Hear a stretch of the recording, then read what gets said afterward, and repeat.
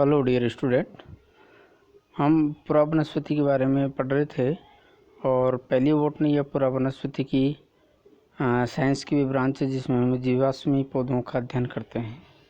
इससे पहले हमने जियोलॉजिकल टाइम जैव भू समय सारणी के बारे में डिस्कस किया और उसमें ईरा, इपॉक्स और पीरियड्स क्या होते हैं, कितने होते हैं, इनके बारे में थोड़ा सा डिस्कस किया। Now we are discussing about the theory of the fossilization. Fossils कैसे बनते हैं इसके बारे में अलग अलग थ्योरियाँ दी गई है और अलग अलग थ्योरी अलग अलग प्रकार के मेथड्स को डिफाइन करती है। इसमें सबसे पहली थ्योरी है कंप्रेशन थ्योरी और इसको हम कंप्रेशन प्रोसेस के थ्रू बनने वाली जो फॉसिल्स हैं उनको कंप्रेशन फॉसिल्स भी बोलते हैं। संपीड़ीय मतलब दाब के द्वारा जो फॉसिल्स बनते हैं उनको हम कंप्रेशन प्रोसेस के नाम से जानते हैं। तो किसी भी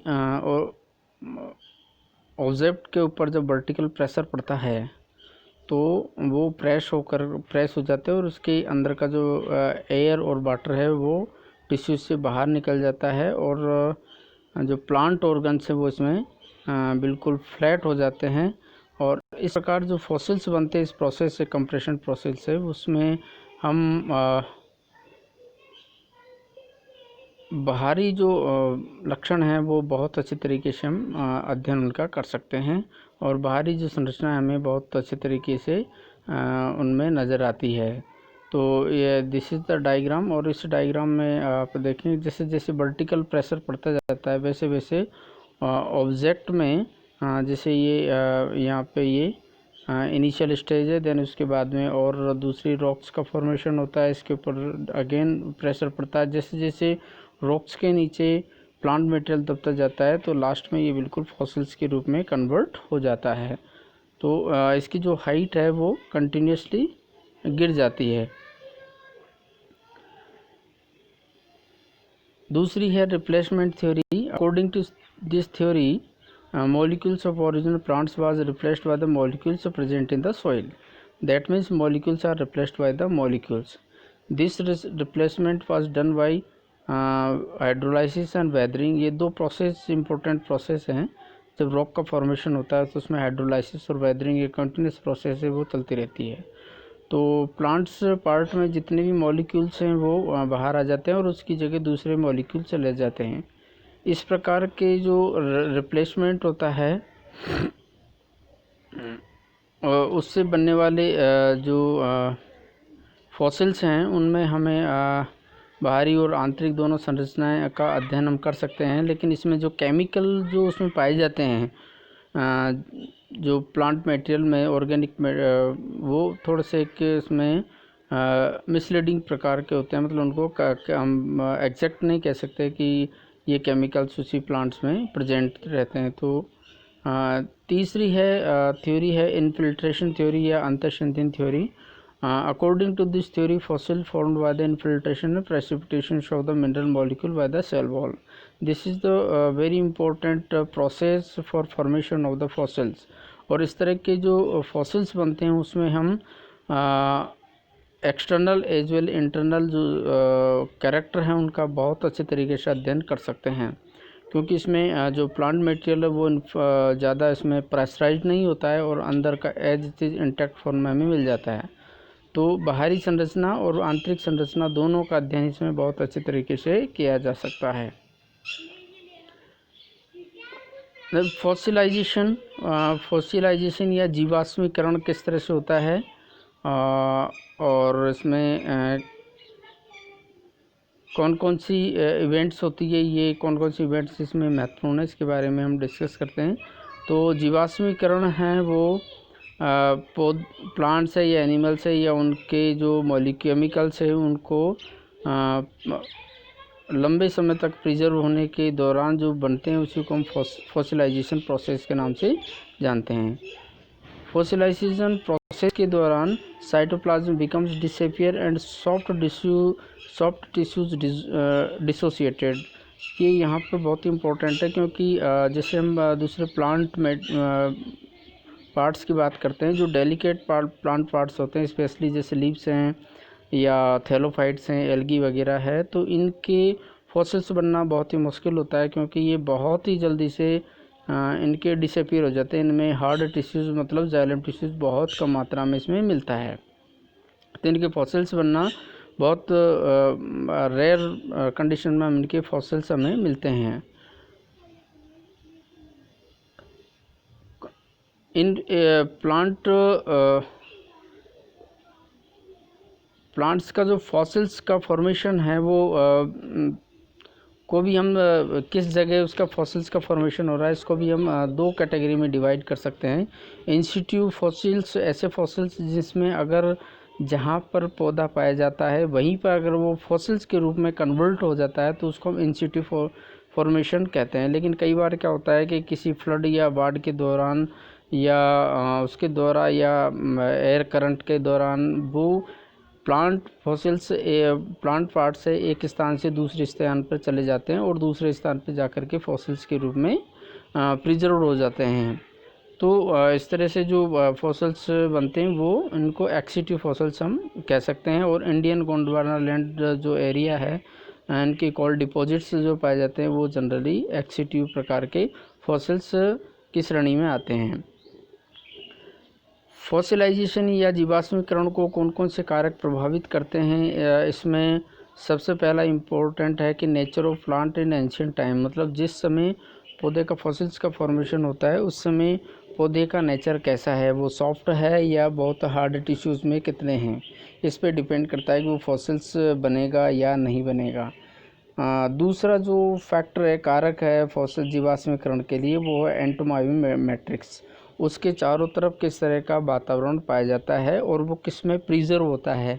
अगर उसमें ऐसे ऑर्गेनिक मटेरियल वहाँ प्रेजेंट है या फिर कोई ऑयली सब्सटेंस वहाँ पर प्रेजेंट है जिसमें हम डिकिंग प्रोसेस जिसमें बहुत नहीं होती है, ना के बराबर होती है, तो वहाँ पर फॉसिल बनने के ज़्यादा चांसेस होते हैं। इसके अलावा time taken by soil deposition और plant which preserve decaying process, ये बहुत ही इम्पोर्टेंट है, क्योंकि जैसे कोई प्लांट पार्ट सॉइल के अंदर दबता है, दबने के बाद में वो कितना डीप जाता है, ताकि ये जितना डीप जाएगा जितनी उसमें एयर की अवेलेबिलिटी कम होगी उतनी इसमें डिकेइंग प्रोसेस कम होगी। तो जितनी डिकेइंग प्रोसेस कम होगी उतने उसके चांस ज़्यादा रहते हैं कि वो प्लांट पार्ट्स या एनिमल पार्ट्स फॉसिल्स में कन्वर्ट हो जाएगा। देन उसके बाद में plants nature before soil deposition, ये हमने पहले डिस्कस कर लिया किस तरह के प्लांट पार्ट्स हैं। और changes occur in fossil during the formation of the rock, ये भी इम्पोर्टेंट है। जैसे फॉसिल प्लांट पार्ट्स सॉइल के अंदर बहुत डीप चला गया है, उसमें डिकिंग प्रोसेस बहुत कम होती है, लेकिन दूसरा जो इम्पोर्टेंट प्रोसेस होता है वो होता है सॉइल से रॉक का फॉर्मेशन करना। तो सॉइल से रॉक का फॉर्मेशन एक लंबी प्रक्रिया है और इस प्रक्रिया के दौरान उस रॉक में क्या क्या चेंजेस होते हैं वो उस में बनने वाले फॉसिल्स की जो नेचर है उसको भी अफेक्ट करता है। फॉसिल्स बनने के लिए ये बहुत ही इम्पोर्टेंट है। Time is not important for fossilisation, this is the important line, कि कोई भी जीवाश्म बनने के लिए समय इम्पोर्टेंट नहीं होता है। एक बार फॉसिल्स में कन्वर्ट हो गया then it can be for a very very long time. So time is not important. उसमें फॉसिल किस तरह से बन रहा है ये उसके चारों तरफ नेचर, उसके चारों तरफ का वातावरण कैसा है, सॉइल कितने डीप उसको ले जाती है, डिकिंग प्रोसेस कितना होता है और रॉक का नेचर कैसा है, ये सारी चीज़ें डिपेंड करती है कि एक प्लांट या एनिमल्स या उसके केमिकल्स उसका फॉसिलाइजेशन या जीवाश्मीकरण कैसा होगा, ये इस पर डिपेंड करता है। टाइप ऑफ फॉसिल्स की हम बात करते हैं तो टाइप ऑफ फॉसिल्स को हम उसी तरह से डिवाइड करते हैं जैसे जो डिफरेंट टाइप के फॉसिल्स डिफरेंट टाइप की प्रोसेस की द्वारा बनते हैं। तो फॉर एग्जांपल जैसे कंप्रेशन फॉसिल्स या संपीड़ जीवाश्म की अगर हम बात करें तो कंप्रेशन जो फॉसिल्स हैं, जैसे पहले हमने कंप्रेशन थ्योरी में पढ़ा था कि इसमें वर्टिकल प्रेशर पड़ता है और वर्टिकल प्रेशर पड़ने से वो जो प्लांट पार्ट है वो बिल्कुल फ्लैट हो जाता है। तो इस तरह के जो प्लांट पार्ट्स हैं जैसे इस डायग्राम में हमें दिखा रखा है, और इसमें हमें एक्सटर्नल जो मॉर्फोलॉजी है बहुत अच्छे तरीके से नज़र आ जाती है। या तो प्लांट्स पूरा डिकेइंग हो जाता है, उसकी जगह उसका इम्प्रेशन इसमें रह जाता है। तो इसमें हम उसकी बाहर की जो मॉर्फोलॉजी है उसको बारे में हम बहुत अच्छे तरीके से अध्ययन कर सकते हैं। जैसे कि इस दोनों डायग्राम में दिखा रखा है, और इसमें एक रोक है उसको काटा गया है बिल्कुल बीच में से, और एक प्लांट का जो लीफ है उसका इम्प्रेशन इसमें बहुत अच्छे तरीके से हमें नज़र आ रहा है कि ये लीफ किस तरह की इसमें रही होगी। दूसरा जो जीवाश्म है वो है पेट्रिफिकेशन फॉसिल्स और कॉलवॉल्स। ये जीवाश्म जिनमें एक्सटर्नल और इंटरनल दोनों ही बहुत अच्छे तरीके से परिरक्षित होते हैं, उनको हम पेट्रिफिकेशन या अश्मिभूताश्म प्रकार के जीवाश्म के नाम से जानते हैं। और इस प्रकार के जीवाश्म में अवसादी चट्टानों के लंबवत दबाव पड़ने से पूर्व पौधा घुलनशील खनिज पदार्थों युक्त पानी के जो इन्फिल्ट्रेशन के कारण अपने अंदर सोख लेता है, और करीब 20 खनिजों जैसे कार्बोनेट है, सिलिकेट है, फॉस्फेट है के इन्फिल्ट्रेशन के फलस्वरूप अश्मिभूताश्म का निर्माण होता है। तो यहाँ पे chemicals are replaced by the chemicals, और इसी के साथ पादपों में आंशिक विघटन भी होता है, और इसके दौरान पौधे कार्बनिक और कार्बनिक यौगिक जैसे मुक्त कार्बन है, कार्बोक्सिलिक अम्ल है, यूमिक अम्ल है तथा H2S आदि इसमें से निर्मुक्त हो जाते हैं, और ये कार्बन एवं कार्बनिक यौगिक खनिज पदार्थों के साथ क्रिया करके उन्हें पानी से अलग कर देते हैं।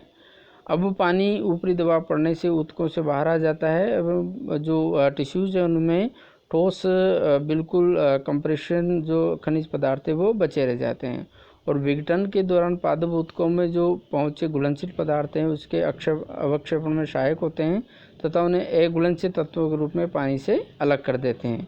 ये वायु तथा जल का स्थान ग्रहण कर लेते हैं। फॉर एग्जांपल घुलनशील जो सिलिकेट्स है वो अघुलनशील सिलिका तथा आयरन H2S के साथ क्रिया करके पायराइट या आयरन सल्फाइड आदि पेट्रिफाइड पदार्थ बनाते हैं। तो कुल मिलाकर के जो पेट्रिफिकेशन जो फॉसिल्स हैं या कोलवॉल्स होते हैं उनमें जो पाए जाने वाले जीवाश्म हैं उनमें हम बाहरी और आंतरिक दोनों संरचनाओं का अध्ययन बहुत अच्छे तरीके से कर सकते हैं। और जैसे ये जीवाश्म मिलते हैं हमें उनका हम सेक्शन काटते हैं, सेक्शन कटिंग करने के बाद में उसके अंदर पाए जाने वाले जो टिश्यूज़ हैं उनका हम अध्ययन कर सकते हैं कि किस तरह के इसमें कोर्टेक्स पाया जाएगा, किस तरह की इसमें मेडुलरी रेज पाई जाएगी, किस तरह के इसमें को वेस्कुलर बंडल्स इसमें पाए जाते हैं, और फिर उनके आधार पर हम पौधे की विड्थ कितनी है, लेंथ कितनी है, किस तरह कितना बड़ा पौधा, उन सारी चीज़ों की जानकारी हम इकट्ठा करते हैं।